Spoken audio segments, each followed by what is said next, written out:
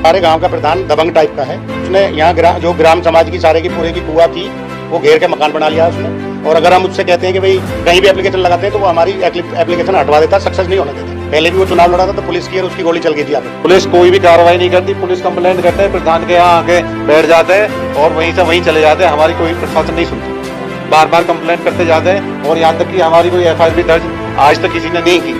ग्राम प्रधान मुर्दाबाद, ग्राम प्रधान मुर्दाबाद, प्रशासन मुर्दाबाद, प्रशासन मुर्दाबाद। नमस्कार। एक तरफ तो उत्तर प्रदेश की योगी सरकार उत्तर प्रदेश को राम राज्य बनाने का दावा करती नजर आती है, लेकिन दूसरी तरफ उत्तर प्रदेश में ऐसे मामले अनेक सामने आ रहे हैं जब उत्तर प्रदेश की सरकार द्वारा दिया गया नारा राम राज्य फेल साबित होता नजर आ रहा है। तो ऐसा एक और मामला सामने आया जब उत्तर प्रदेश के गौतम बुद्ध नगर के दादरी तहसील के छांसा गांव में दबंग सरपंच या दबंग नेता की दबंगगिरी सामने आई।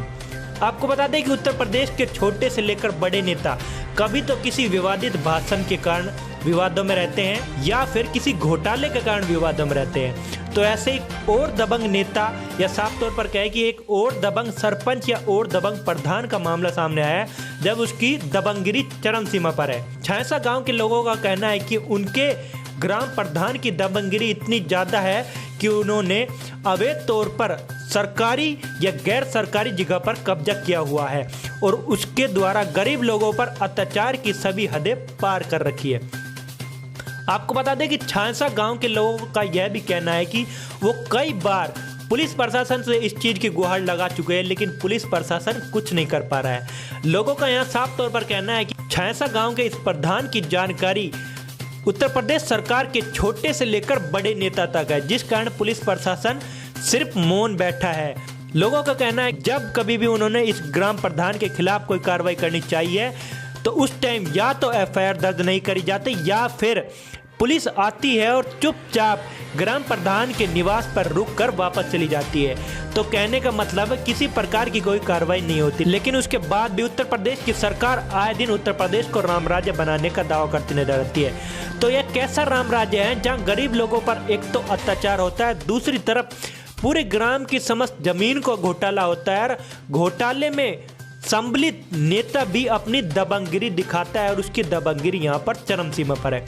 तो आइए बात करते हैं छांसा गांव के कुछ लोगों से जिन्होंने किस प्रकार बताया कि उत्तर प्रदेश के इस नेता या उत्तर प्रदेश के इस ग्राम प्रधान की दबंगगिरी किस तरह चरम सीमा पर है।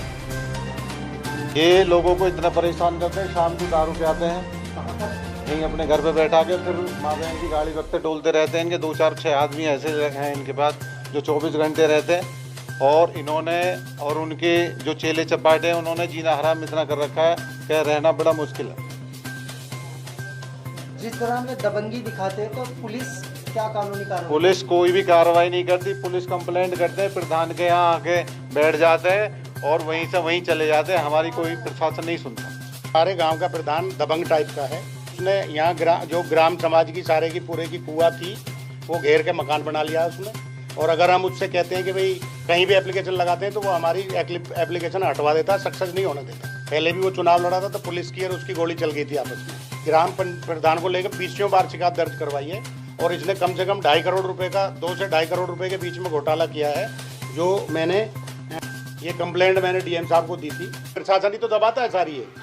प्रशासन अगर चाहे तो 2 दिन में इंक्वायरी हो जाए और प्रशासन एक हो गए, ये सब चल रहा है। सब जो अधिकारी है उनके पास कर दिए, उन्होंने समाज कल्याण अधिकारी के पास भेज दिया, लेकिन समाज कल्याण अधिकारी ने 14 महीने से वो जांच करता ही नहीं। यहाँ आया, जांच की खानापूर्ति करी और निकल गया। तो आपने देखा किस प्रकार इन लोगों ने बताया कि पुलिस भी इसके खिलाफ कोई कार्रवाई नहीं करती है।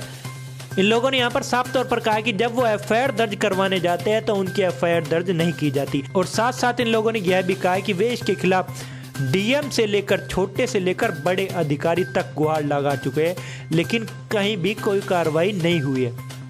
अब देखना होगा कि उत्तर प्रदेश सरकार इस पर क्या कुछ कार्रवाई करती है या नहीं और कैसा उत्तर प्रदेश राम राज्य बनेगा।